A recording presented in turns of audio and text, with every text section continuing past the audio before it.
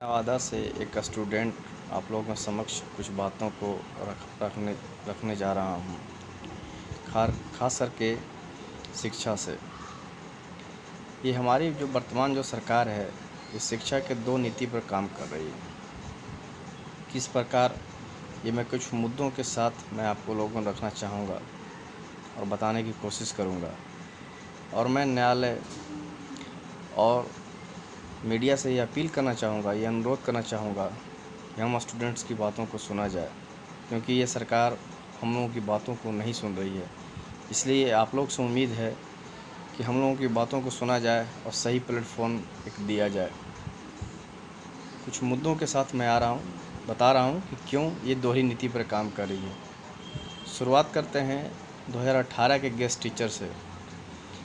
2018 में बिहार सरकार बहुत ज़ोर शोर से हल्ला की कि हाई स्कूल में शिक्षकों की कमी है, जिसकी नियुक्ति के लिए 4000 लगभग शिक्षकों की ज़रूरत पड़ेगी, ताकि 9, 10, 11, 12 के स्टूडेंट्स की पढ़ाई सुचारू रूप से चल सके। वैकेंसी भी निकाला गया, लेकिन लगभग 1,500 से 2,000 सीट भरने के बाद इसे रोक दिया गया। दोबारा इस सीट को भरा नहीं गया। अगर इनकी मंशा सही होती तो वो 4000 को पूरा करते, क्योंकि बहुत सारे स्टूडेंट्स वेटिंग लिस्ट में थे, उनकी भी बहाली करते, लेकिन इन्होंने नहीं किया, क्योंकि इनकी मंशा शिक्षा और शिक्षक के प्रति सही नहीं है। ये दोनों से बहुत नफरत करते हैं, शिक्षा से भी और शिक्षक से भी, ताकि इनके कुछ मुद्दों से हम लोगों को एतराज़ नहीं है। और बहुत अच्छा इन्होंने काम किया है, जैसे सड़क को लेकर, बिजली को लेकर, पुल पुलिया को लेकर इन्होंने बहुत अच्छा काम किया, बहुत अच्छा विकास किया है। लेकिन शिक्षा और शिक्षक के प्रति इनका रवैया सही नहीं रहा। ये हर रैली में कहते हैं मैं विकास की राजनीति करता हूँ। अगर ये विकास की राजनीति करते हैं तो बिना शिक्षा के विकास की राजनीति नहीं हो सकती है। आप बिना शिक्षा के कैसे डेवलप कीजिएगा राज्य को। कुछ और मुद्दे को देखते हैं। 2018 के बाद 2019 में आते हैं। 2019 में प्राइमरी टीचर की बहाली शुरू किया गया, जो अभी तक चल रही है। इनकी नीति सही नहीं होने की वजह से उस पर ढेर सारे केस लड़कों के द्वारा कर दिया गया है। अगर इनकी नीति सही होती तो उसमें भी कहीं कोई अड़ंगा नहीं था, वो स्पष्ट क्लियरली रूप से चला जाता और वो बहाली पूरा हो जाता समय। लेकिन इनके अस्पष्ट नीति की वजह से वो भी अभी तक फंसा हुआ है। और इससे अगर जाएंगे तो 2011 के जो स्टेट पास जो स्टूडेंट्स है, वो भी अभी तक रेस में बने हुए हैं, वो भी बहाली प्रक्रिया में भाग ले रहे हैं, यानी कि 11 से आप लटका कर रखे हुए हैं। और इसी कड़ी में एक दूसरा एग्ज़ाम जो आता है वो है स्टेट 2019। लगभग 9 साल के बाद बिहार सरकार ने ये स्टेट एग्ज़ाम को लिया और बहुत सही तरीके से 28 जनवरी और 26 फरवरी को इस एग्ज़ाम को पूरा कर लिया गया। ये हम स्टूडेंट्स तो कह ही रहे हैं कि बहुत सही तरीके से हुआ। बिहार बोर्ड के जो चेयरमैन हैं आनंद किशोर जी, इन्होंने भी खुद स्पष्ट कहा कि ये एग्ज़ाम बहुत सही तरीके से हुआ, कहीं से कोई धांधली की शिकायत नहीं थी, बहुत शांतिपूर्ण तरीके से एग्ज़ाम लिया गया। फिर अचानक से इन्होंने एग्ज़ाम को कैंसिल कर दिया, और कैंसिल उस दिन किया जिस दिन हमारी रिज़ल्ट आने वाली थी। तो कहने का मतलब कि एक तरफ आप कह रहे हैं कि मैं विकास की राजनीति कर रहा हूँ, दूसरी तरफ आप दो नीति पर काम कर रहे हैं। कुछ और मुद्दा देखते हैं। जैसे कुछ दिन पहले ये न्यूज़ में देखने में आ रहा है कि लगभग 1.5 से 2 लाख जो मैट्रिक इंटर के जो स्टूडेंट्स हैं, उनको बिहार सरकार ने ग्रेस मार्क्स देकर पास कर दिया। सही है, अच्छा है, हम लोग को बहुत अच्छा लगा कि इस सिचुएशन में आपने बहुत अच्छा काम किया। लेकिन फिर यही नीति आप स्टेट स्टूडेंट्स के साथ लागू क्यों नहीं करते हैं? जब उनकी एग्ज़ाम सही तरीके से गया, फिर आप उस एग्ज़ाम को कैंसिल क्यों कर दिए बिना कोई ठोस वजह के? और इसी मुद्दा को लेकर हम लोग का जो मैटर है वो हाई कोर्ट में गया हुआ है।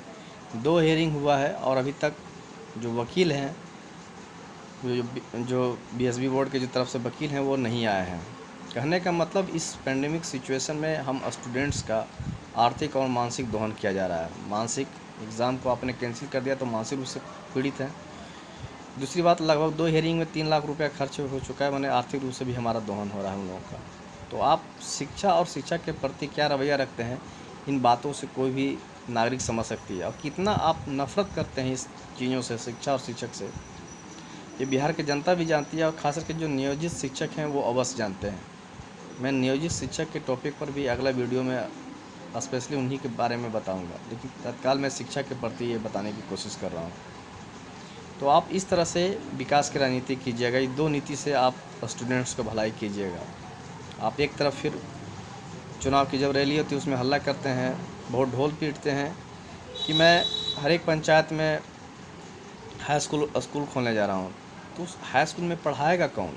जब आप शिक्षकों की भर्ती ही नहीं कर रहे हैं तो उस स्कूल में पढ़ाने के लिए जाएगा कौन? आपके पास व्यवस्था नहीं है सही, आप सिर्फ स्कूलों को अपग्रेड कर रहे हैं, शिक्षक दे नहीं रहे हैं, तो फिर पढ़ाई कहाँ से होगी? फिर इस अपग्रेड को, इस स्कूल को बनाने से क्या फ़ायदा है जब आप शिक्षक नहीं दे रहे हैं? और जब इतने साफ़ सुथरे तरीके से जब एग्ज़ाम हुआ तब आप एग्ज़ाम को कैंसिल कर रहे हैं। आपकी मंशा गलत है शिक्षक के प्रति और शिक्षा के प्रति, तब आप ये काम कर रहे हैं। अब जिसको सुनने में आ रहा है कि दोबारा से जो एग्ज़ाम लेने के लिए जिसको आपने हायर किया है बेल्ट्रॉन को, वो इस मामले में कितना करप्ट है वो सभी को पता है। बिहार की जनता को स्पष्ट रूप से पता है कि बेल्ट्रॉन कितना गलत तरीके से बहाल करती है। तो ये तो आप समझ रहे हैं कि कितनी मंशा आपकी साफ़ है शिक्षा के प्रति कि आप बेल्ट्रॉन से एग्ज़ाम लेने की कोशिश कर रहे हैं। देखते हैं।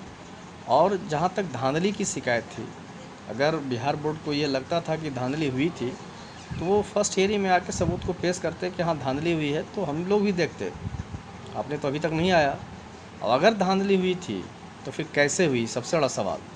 और अगर हुई तो फिर उन अधिकारियों पर गाज क्यों नहीं गिरा जो इसमें शामिल थे? क्योंकि आप सारे सेंटरों पर जैमर लगा चुके थे। आपने ये निर्देश दे चुका था कि एग्ज़ाम से आधा घंटा पहले हर हाल में स्टूडेंट्स को आना है, वो भी विदाउट एनी इलेक्ट्रॉनिक गजेट, है ना, without shoes, without socks. So how can a student inter with these facilities? So you can think and we can also think. It means, कहने का तात्पर्य कि आपकी व्यवस्था वहाँ फेल हो रही थी। आप 9:30 बजे लड़कों की एंट्री लेते हैं और अब ये बाद में बताने की कोशिश करते हैं कि 10:15 साढ़े 10 बजे के आसपास प्रश्नपत्र वायरल हुआ। कैसे हुआ? इसका जिम्मेवार कौन है? अगर वो सेंटर जिम्मेवार है तो सेंटर का सिर्फ एग्ज़ाम कैंसिल होता है, और सिर्फ उस लड़का जो लिफ्ट पाया गया था, सिर्फ उसको आप वहाँ से बहिष्कार करते हैं। लेकिन चंद स्टूडेंट की वजह से आपने पूरा 2.5 लाख के स्टूडेंट्स का ज़िंदगी बर्बाद करने का सोच लिया। आप किस प्रकार से शिक्षा की नीति पर काम कर रहे हैं आप? ये जो लड़का इसमें केस किया है, इसका हिस्ट्री समझने की कोशिश कीजिए। यही एक लड़का जो नीरज कुमार का जो नाम आ रहा है, जो केस किया है, ये 2017 के बीटेट में भी फेल था, बाद के सीटेट में फेल था, फिर ये स्टेट में फेल हुआ, उसके बाद फिर ये केस किया है। और यही नीरज कुमार 2019 के जो प्राइमरी जो टीचर बहाली है उसमें भी केस किया हुआ, उसको भी फंसाए हुए। कहने का मतलब सिर्फ इस एक लड़के की वजह से आप पूरे 2.5 लाख स्टूडेंट की ज़िंदगी को बर्बाद कर रहे हैं। मतलब आप इस लड़के से इतना आपका सिंपैथी है और बाकी 2.5 लाख लड़का कहाँ जाए? इसलिए मैं अंत में फिर कोर्ट से अनुरोध करना चाहूँगा कि सर, हम लोगों की बातों को सुना जाए। अब हम लोगों को सरकार से उम्मीद नहीं है, अब आप ही लोग हमारे लिए कुछ कर सकते हैं। और मीडिया से भी अनुरोध करेंगे कि हमारी बातों को सही ढंग से सरकार के पास पहुंचाया जाए। हम लोग एक प्लेटफॉर्म दिया जाए ताकि हम ये स्टेट या व्यक्ति अपनी बातों को सही ढंग से रख सके। और हम चाहेंगे हम स्टेट स्टूडेंट्स कि सरकार के जो पदाधिकारी हैं, जो इसमें कहते हैं कि जो धांधली हुई है या जो भी इसमें सामने आ रहे हैं पदाधिकारी, उनसे आमने सामने का डिबेट करना चाहते हैं ताकि यहाँ की जनता भी जान सके कि सच्चाई क्या है, ये बिहार सरकार किस प्रकार से दोहरी नीति पर काम कर रही है। मैं फिर से लास्टली फिर अनुरोध करना चाहूँगा, अपील करना चाहूँगा कोर्ट से कि हम स्टूडेंट्स की पुकार को सुना जाए, और मीडिया से भी कि आप लोग हमारे बड़े भाई जैसे हैं और छोटे भाई का ध्यान रखें और हमारी बातों को सही ढंग से उठाएं। धन्यवाद।